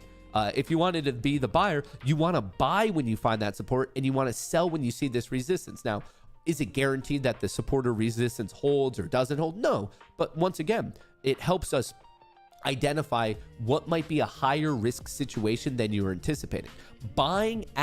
You don't want to be the person buying when so many people are selling. You don't want to be the person selling when so many people are buying. So like thus far, that's probably one of the major, I guess, takeaways that I have from this tool is maybe this breaks out. I have no idea. All I can tell you is I don't want to be that buyer because I'm basically buying into a large amount of people selling. And if anything, if we take it out, cool, I'd want to see it come back down to support. I buy there and then attempt to ride it back up and maybe ride it up to VWAP or the point of control or something like that. But I don't want to buy at like overvalued levels for no reason. It just doesn't necessarily make the most sense to me. But that's kind of thus far my interpretation of the tool. Maybe there's other people out there who use it better or worse than I do, and maybe they have a different take on it. Like I said, I am kind of new to this particular product, and I'm sure there's many things I could even learn about it myself. But from the get-go, like just from watching it now for about a week or two, those are like the major things that I've learned is like, okay, right here. I mean, look at it playing out in real time. This is actually a great real-time example of how I was like, okay, I'm not going to be the buyer there because guess what? Yeah, they got filled and then the market's dumping. So right there, if you chase that, you were just probably taking on more risk than you thought, and you can't quite see that in a setup just like this. Like, how did we know this was a bad pump? Like on the 1 minute chart, it just looks like it was a pump. Maybe it was a recovery. But all of a sudden, when you have access to the DOM right here, well, this one told a different story. We got a pump and it just was really running into this issue. And maybe it does break. Well, actually now more sellers are stepping back in, but it tells me not to buy there. If anything, wait for here or even wait for where there's other buyers. Actually, maybe I should put are there questions on that? Does that make sense? Can I am I confusing anyone? Like, do you want me to try to explain that in a different way? For me, like this whole game, roughly all the time, you're going to have about a 50-50 shot. Whether it goes up or down, you're not going to escape the fact that it's pretty much going to be 50-50. So in a 50-50 game, the question is how can you be net profitable if you have about a half chance of winning and a half chance of losing? Well, the way you're going to be net profitable or is by having minimal risk and higher reward. So right here, you can just identify it as high risk. So that's an opportunity for you to avoid. And it also is going to thus then help you identify low risk situations, such as going short right there. Because if you went short right there, as soon as it pops up, you cut it. It's a minimal risk trade, or you could use the next tranche. And then guess what? You got to ride it all the way down. So you rode it from 40 down to 27, 13-point gain, easy peasy lemon squeezies. If you have a couple 13-point gains in a whatever trading session, you're going to make a lot of money. A lot of money. 1, 2, 3, 4, 5, 6, 7, 8, 9. And I am rushing to try to get this trade done because there's one more trade that I want to run on new Apex accounts. And hopefully this time I could actually set it up properly. Hopefully. You never know. Can't promise much in this game. All right, cool. I think I finally got done with purchasing. That just took forever. Is this the Harvard channel? In a certain sense, I would say most people in here agree that this is some form of a Harvard channel. Some say it's an Austrian painter channel. That's not supposed to be a human. This is supposed to be my cat. That's cat ears. Those are not human ears. Obviously, human ears would be over here and over here. These are clearly either cat ears or, I guess, Batman ears. Maybe it would be more obvious with whiskers. Maybe that's... Is that more cat-esque? Big time Harvard channel. You guys know how it is. You guys know how it is. Okay. So the fact that none of this is run tells me that I could kill all of this. So let's turn those off. Let's reconnect.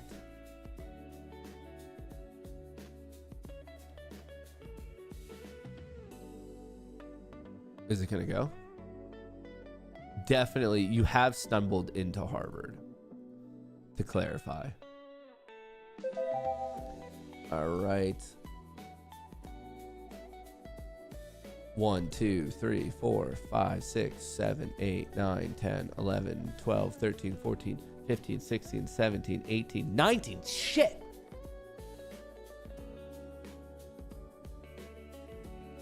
Disconnect. Disconnect. Reconnect. I'm rushing to do this because I think the trade's going to fire soon.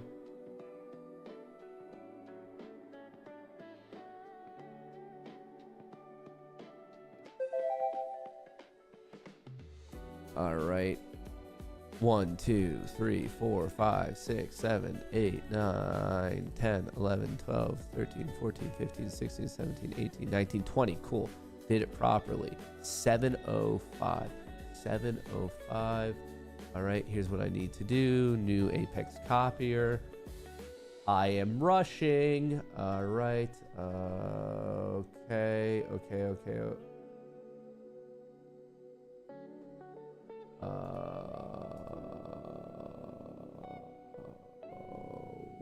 Oof.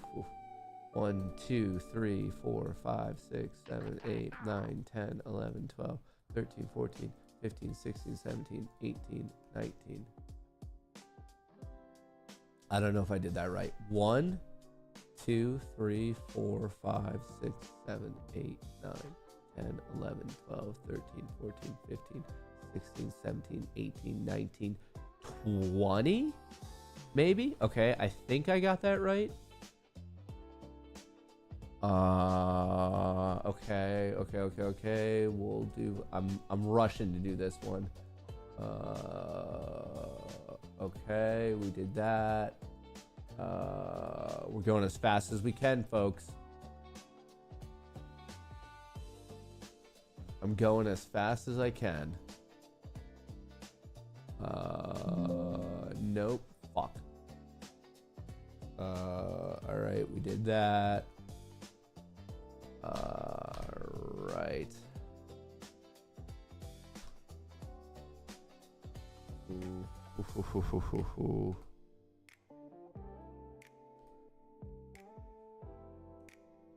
Okay. Hopefully I did this all right. 706. All right, we could remove all of these. We don't need these anymore. Remove.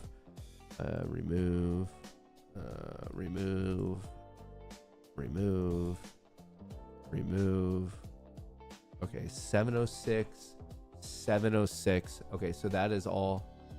Order filled.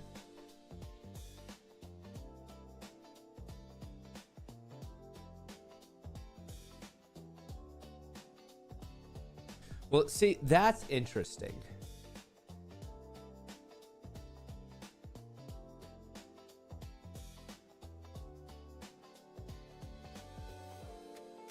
That was not right. That fuck me, dude.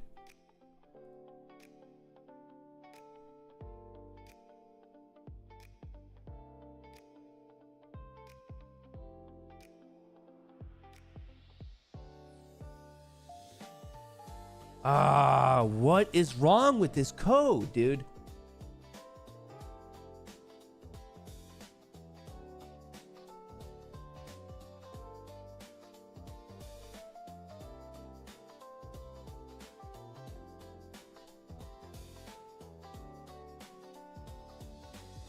Order submitted. No!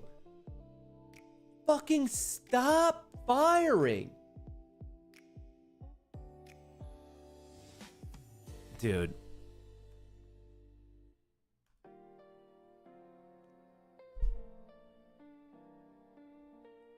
We're gonna have to take this strategy out back and put her down. Old Yeller.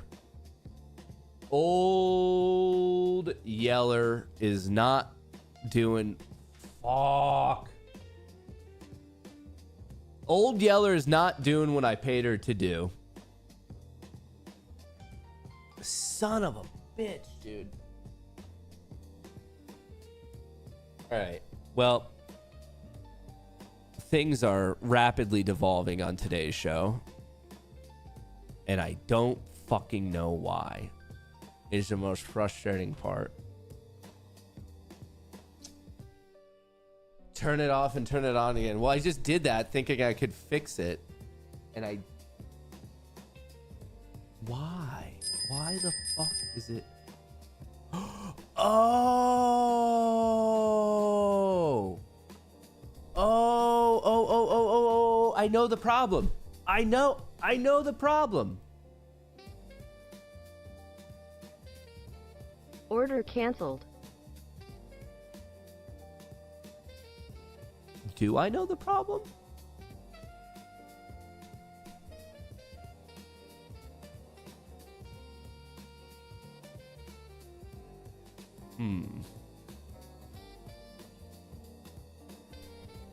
I'm now unsure if I do or do not know the problem.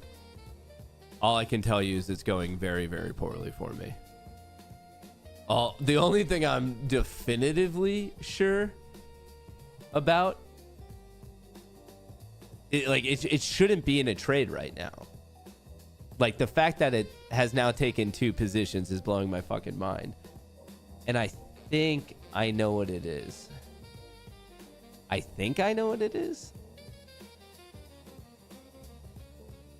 Yeah, this is not going so well, team. The vibes on this are rapidly.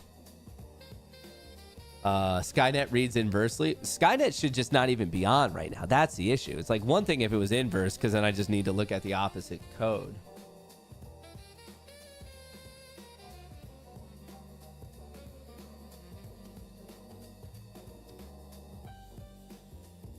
I think this light jazz in the background is the only thing keeping me from losing my fucking mind today.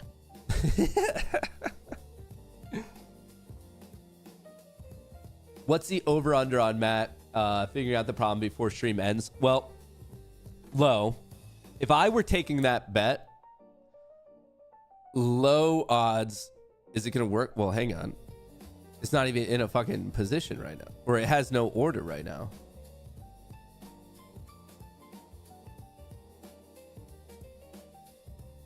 All right. Order submitted. The order, like the system pulled its own order. I don't know what to do about that.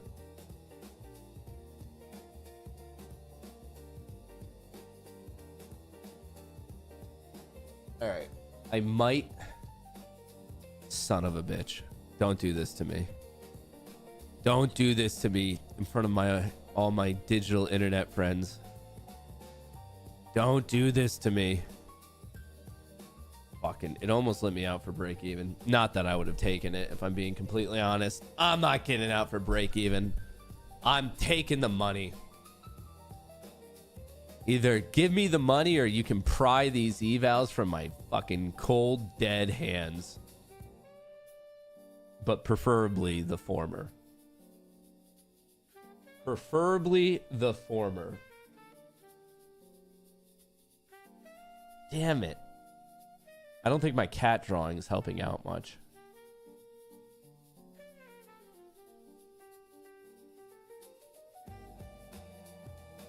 Come on.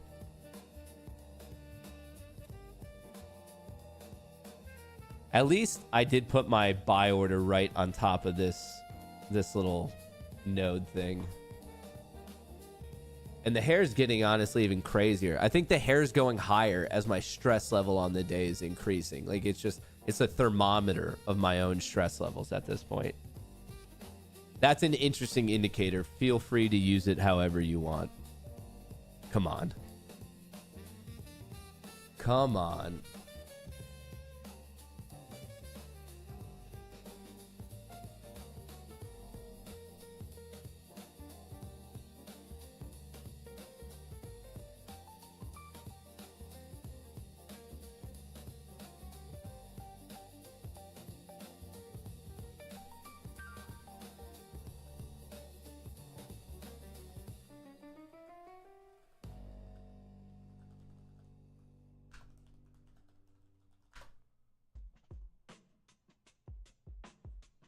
I'd prefer if it just let me out. Uh-oh. The spy's trending up. Nah. Ugh. It appears to be slightly counter trend, which I'm not the biggest fan of. Come on.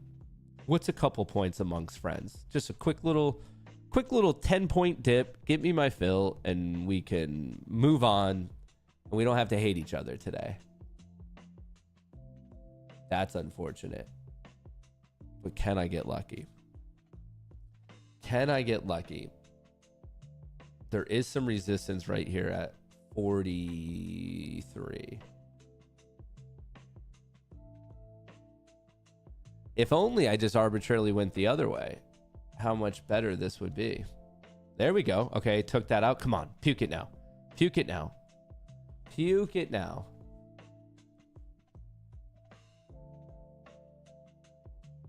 Nope, fuck. Got smacked at first. Come on, let's get back down here to 30. Let's target these buyers. Stop it. Stop it. Fuck. They're ripping it to 50. Ripping it for 50. Is it going to hold 50?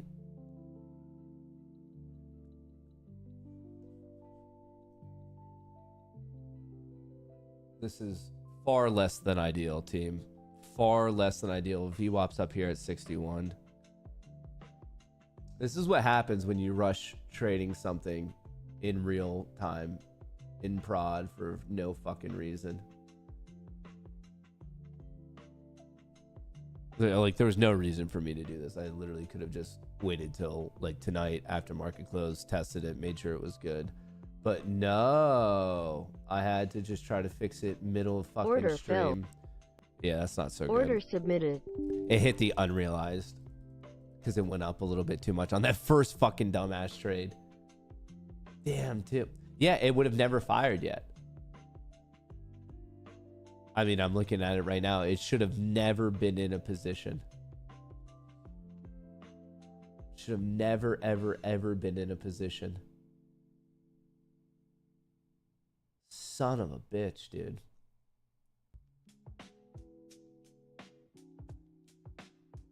Why did it? Is it something about turning it on within the open window? Because, like, the code is, I think it is something with enabling the strategy in its trading window.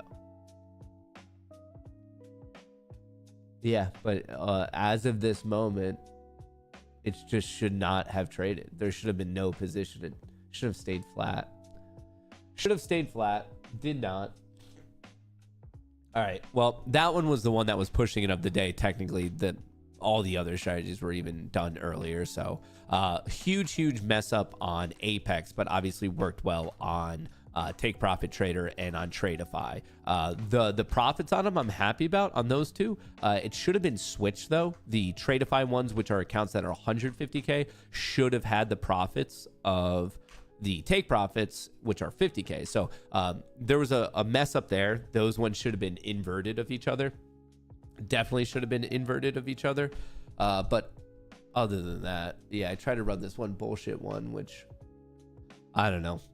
My only silver lining here is I'm happy I didn't pay for the upgrades just to blow those out before this code is where I want it to be. Before I want it, how much is each account at 80% off? $34, I think, something like that. 34.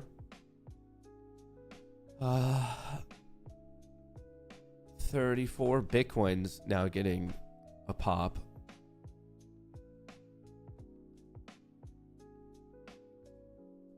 Yeah, we got a secondary bounce right off the high in the close from yesterday.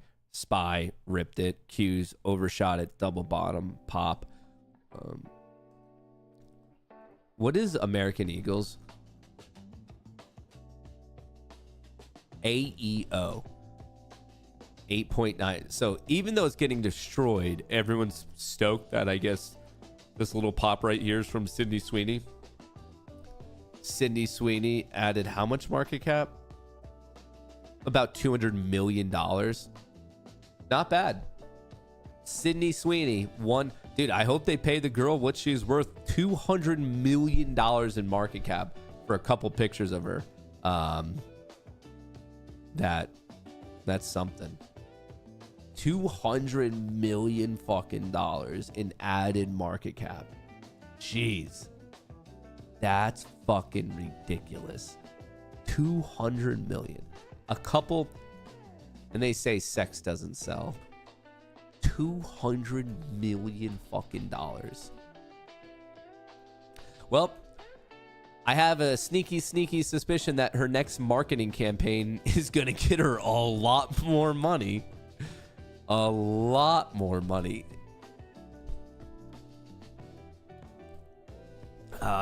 Just a guess though. Just a guess that I think the next time she does a partnership, it's probably gonna be worth, I mean, probably 2 to 5 mil, I would assume at that point for her to sign a deal. Look at that. That's fucking crazy. The Sydney Sweeney effect. Nvidia looking decent, not far from its all-time high. Avago was looking good this morning, giving some back. Apple holding its trend, a little bit bullish. Microsoft once again not far from its all-time high. Meta is actually recovering nicely. We looked at the daily chart. It's holding it. It hasn't gotten that downside gap fill, but Meta's trying to hold this breakout. Definitely on a swing perspective, this is one of the more interesting ones. One of the more interesting ones. ASML. Palantir poked its head up for a second. Tesla, that's not good. Broke this low, broke that low. Next one is 300 flat. Meta, Microsoft, Apple, Avago, Nvidia. Huh. Interessante, Batman. Interessante. Here's a look at the flow. Mag 7 still generically down. SPY was down. It's actually showing a bit of recovery. Clearly today, the overall market is stronger than tech. Tech is obviously lagging behind. So if you're looking for a day trading bullish position, you might want to focus on the S&P 500. If you're looking for more of a bearish one, you might want to be focusing on the NASDAQ just because on a relative measurement, intraday, I know the percentages are like both the same. They're both up 0.15, but the intraday action has clearly been stronger on the S&P 500 and even the options flow. Mag 7's getting hit while the SPY is actually kind of popping. So if for whatever reason you have a bullish scalp, you might want to focus on the S&P 500. If you have a bearish one, you might want to be focusing on the NASDAQ. Matt, are you doing any plays on open? No, I think it's a matter of time before it just gets destroyed. Sydney Sweeney is a plain looking version of Kaylee Cuoco. I'm a little bit too I'm too progressive to agree with that. Hey man, it's 2025. I don't see women anymore. Like, come on. There's no differences between all human beings at this standpoint. Just to, first of all, like, crazy to compare two women and crazy to even try to say that women are somehow different and somehow unique from all humans. I don't see women anymore. Fuck, I barely even see people anymore. We're all the same. We're all the same, dude. Matt doesn't know Sydney Sweeney. I know Sydney Sweeney. Sydney Sweeney and I go way back. No, of course I know her. What happened to Tesla? I thought they had good earnings. Well, your assumption would be wrong because they did not have good earnings, and they missed on top of them. Like, what? Did you even read the headline? $200 million says otherwise. Yeah, that's because Wall Street is super non-progressive and they still believe in different genders, which is like super fucked up if you ask me. Yeah, super misogynistic. My point is that American Eagle, whether it was Sydney Sweeney, Rosie O'Donnell, or Danny DeVito, should have gone up by the same amount. And the fact that it wouldn't have gone up by the same amount shows how misogynistic we all are. It shows how racist we all are. You know? It's my, you know, the way Martin Luther King had a dream? My dream is that had Danny DeVito done the exact same photo shoot for American Eagle, that it would go up by the exact same amount. I'm just saying that would be a truly fair utopia. But no, we live in this world where misogynists, they rule the roost, man. Pirates too? What does that have to do with it? Pirates too? When does Tesla become a buy? I don't know, whenever you want to buy. You can't say racist. That's racist. You're either Megan or you're Sydney. You know, truer words have never been spoken. 5 minute, 10 minute, 30 minute, 4 hour on the S&P 500, all bullish. 5 minute testing on NQ, 10 minute. 30 minute trying to save itself from disaster. This is interesting. This is interesting. Will it save itself? Will it save itself? Oklo is getting some sort of breakout. Oklo, new all-time high, I believe. Yes. Oklo, OKLO. If you're buying here, you are stupid. Your last chance to buy was Wednesday the 23rd, and your better chance to buy was either the 3rd or maybe like the 14th. You got an opportunity to buy on the 3rd and the 7th, on the 14th, and on the 23rd. If you miss those opportunities, that is on you. But Oklo up a decent percent. Up 10.6%, new all-time high. If you have a position, ride the trend. I wouldn't be chasing here if I didn't have a position, but if you do have a bullish position, ride it. If you have a bearish position, you should be asking yourself, what in the fuck are you doing? You're holding a short at a new all-time high with an open range breakout. That is dangerous. Dangerous. Matt, are you going to be firing up the old DraftKings app this football season? Oh, without a doubt. The only thing that makes me more excited about losing money in the stock market is also losing money in sports betting. I love it. The more and more ways I can piss away my bank account, the more excited I get. Speaking of pissing away my bank account, sign up for Apex today. Final day, 15 hours. Use that code Goody. SPY full intraday recovery, Bitcoin full intraday recovery, Tesla looking not so good, Palantir's looking decent, ASML recovering a little bit intraday, but the daily chart's brutal. Meta's looking strong, Microsoft's looking some sort of way, Apple not so much, Avago swinging around, Nvidia swinging around. Am I gonna get tricked into Meta once again? Am I playing this on double speed? No, okay. I got worried for a second because I play a lot of my videos on double speed and I thought I would like be driving up someone's anxiety. But 90% of the videos I watch on the internet, I'm watching on double speed. I don't know how people have the time to watch videos on normal speed. I really don't. It blows. When people fire up a video and it's on 1x, it actually blows my fucking mind. I think the only videos that are acceptable to watch on 1x is music. If it's not music, if it's not like a music video or something like that, if you're watching it on 1x, like something's wrong in your brain, dude. 720, but we're above 720.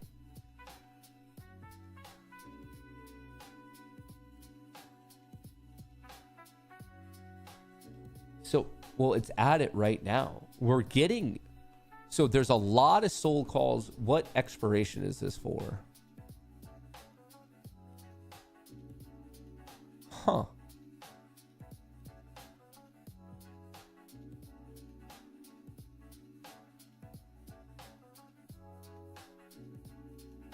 No, long calls. This is negative gamma, sorry. But they're now in the money. Are these people going to take it? It's right at 720, and that's Order submitted. fucking what? Now it's supposed to trade. Oh, okay, cool. No, that's cool. Yeah. No. Sick. Super fucking cool to actually. Fuck! Trading is so fucking stupid. Oh, okay. Yeah, no. This is cool. That's cool. Take the trade when you were supposed to. That's what I like. Yeah, just fucking go long when it, dude.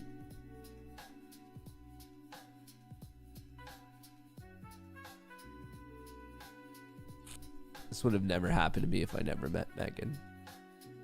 Time and time again, when I take a holistic view of my life and try to pinpoint where it all fell apart. When it all fell apart, it's when I met fucking Megan, dude. Since then, nothing but losses. Nothing but fucking losses. Fuck me. Another easy VWAP recapture. Another easy peasy VWAP recapture. You have to be fucking kidding me. Like this has to be some sort of sick joke. Some sort of sick joke. This hasn't been your day, Matt. Dude, it hasn't been my week or my month or at this point, you could say this hasn't been my lifetime, you know? You know, everyone likes to think too small when they say these types of things of like, dude, Oklo's still going. I don't know, dude. Meta's starting to look like Sydney Sweeney to me. It could look a little bit better. What's the flow look like on Meta? Oh, dude. That's starting to look a little bit like Sydney Sweeney.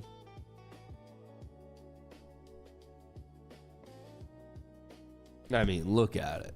Look at her. People are buying calls. They're selling puts.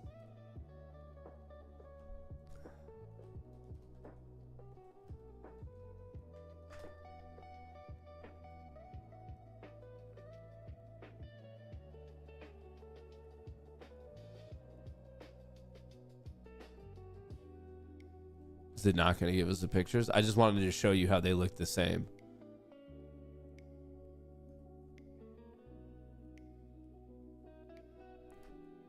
You tell me the difference.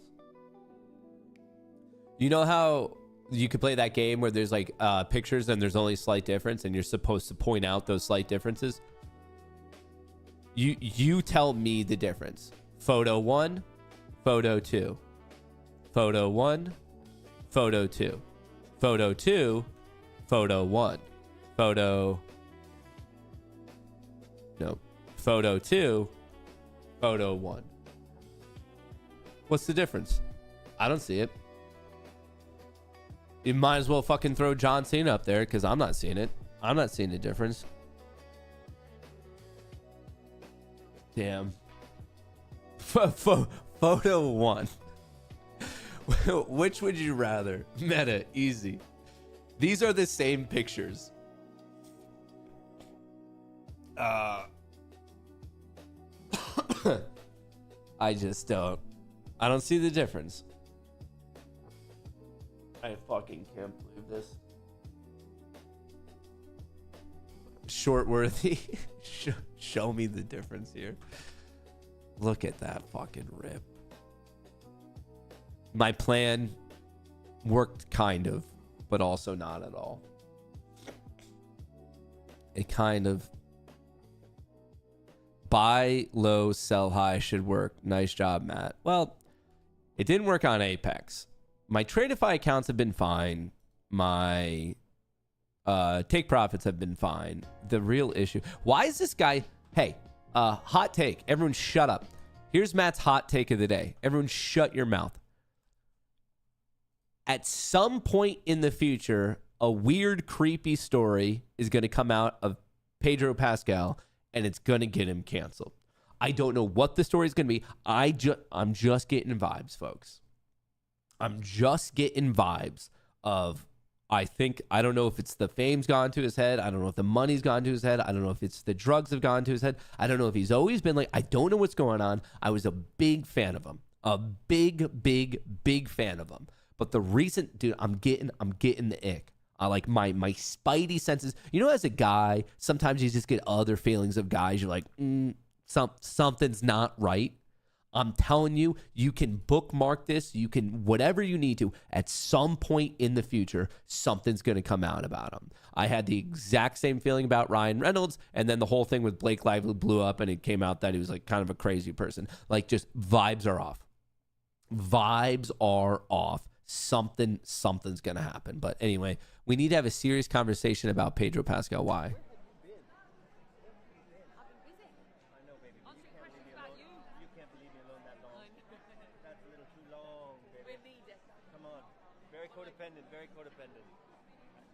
To clarify, this is his co-star, who is also a married woman. A married woman. That's who that is. And she happens to not be married to him.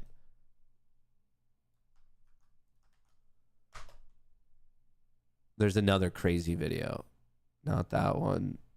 Fucking apparently just searching his name, and we're getting, okay, this is the one I wanted, even though I had to scroll past fucking everything else. Once again, married woman, not married to him. These are gorgeous. I think that's my favorite image so far. Just our hands. Yeah. That was our very first day as long as you don't have to see my face. Terrible confession to make in front of Gordon. It's because some of the best men in the world, so they don't count. These are gorgeous. I think that's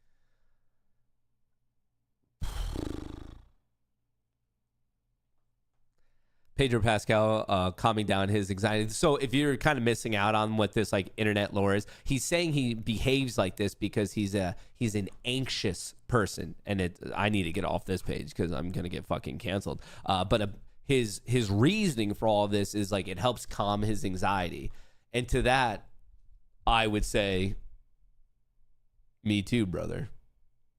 I am also an anxious person whose anxiety is only calmed down in that manner.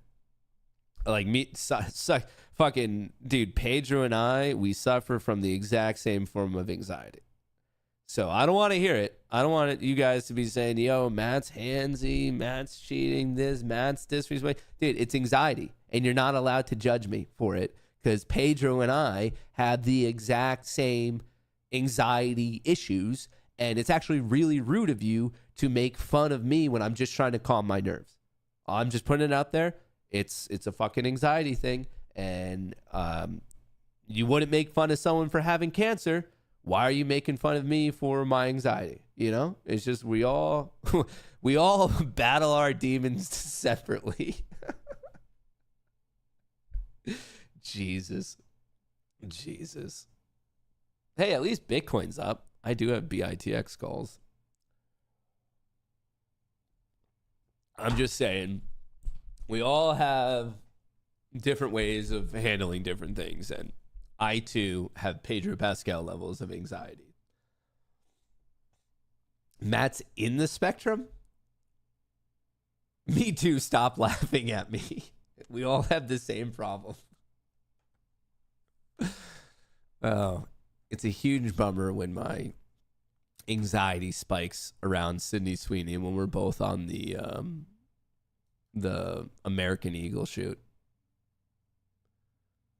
It just sucks, dude. It's not many people can... Dude, I cannot believe this added $200 million to their market cap.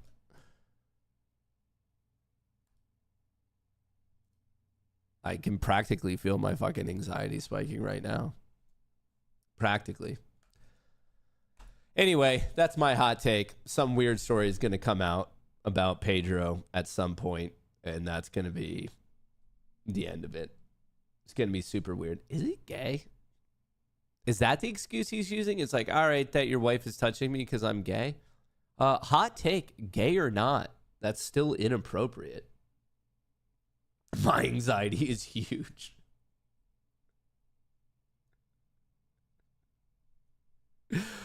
Oh, Jesus. We've gone off the rails as we normally do. Even though we're going up here, I just want to let you know the Mag 7's not looking so... Oh, Spy is looking good, though. Sydney Sweeney, Megan. Sydney Sweeney, Megan. Sydney Sweeney, Megan. I still never think about her, for anyone who's asking.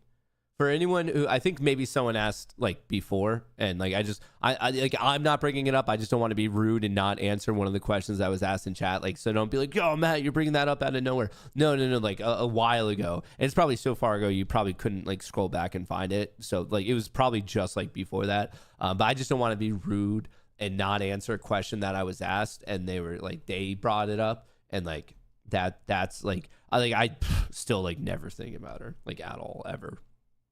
Like ever. Like it's just like you got like someone else brought it up before and I'm trying to answer it now because we got off topic a little bit. But like for me, I've never like I wasn't thinking about it before this. It was just like not me. Like that would be super fucking weird, dude. If I just brought it up out of like nowhere, that would be kind of fucking crazy, right? Like that would be super weird. Spy's taking off. Yeah, new all-time high. Whatever the intraday high is, that is the new all-time high. Sydney Sweeney gives me raging anxiety. You know, we all have our own demons. We all have our own demons. Are the big players buying? Not so much. Not so much, Batman. Not so much. Not so much. Jesus, we are going today. All right. If you are in the Discord, Piper just fired, so I'm throwing that in there now. And it's 11, which means that's the end of it for moi. For moi. Well, folks, Alfalfa... We should all thank Alfalfa for being the host of today's show. It's not so often that we have these guest hosts coming in for the Matt Kohrs show. So shout out to Alfalfa. What was that dog's name? Petey? Hopefully Petey will stop by next time. Folks, new all-time high in the SPY. Not far away from an all-time high in the NASDAQ. Bitcoin's picking up 119.3. Meta was looking good. I'm waiting to see what happens there. But overall, my base assumption is bullish until proven otherwise, but not swinging for the fences because there's too much positive gamma, looking for that nice grind to the upside. That's what I'm looking for. That's my plan. Today's the last day for Apex. You have 14 hours left, 15 hours left for that 80% off. Use that code Goonie, pinned to the top of chat in the description of the video. If you want to skip the eval and not deal with evals at all, check out Tradeify. Same thing. Code Goonie will get you 35% off. So code Goonie, get you fat discounts everywhere in the world, including the Pentagon. Feel free to use it there. That's what I have for you. We'll be posting a video later on today, and I don't know if there's going to be a show tomorrow. It depends on other aspects of my life. So maybe, I don't know, 50-50 shot. Who fucking knows anymore? It's the summer. I don't know what I'm doing. I feel like I've been cooped up for too long. I feel like I've been trading poorly. Sometimes I feel like I don't know. God, I just don't know. I'm going to shoot you straight, folks. I don't know what I'm doing. I'm barely keeping the train on the tracks, and I definitely never fucking think about Megan.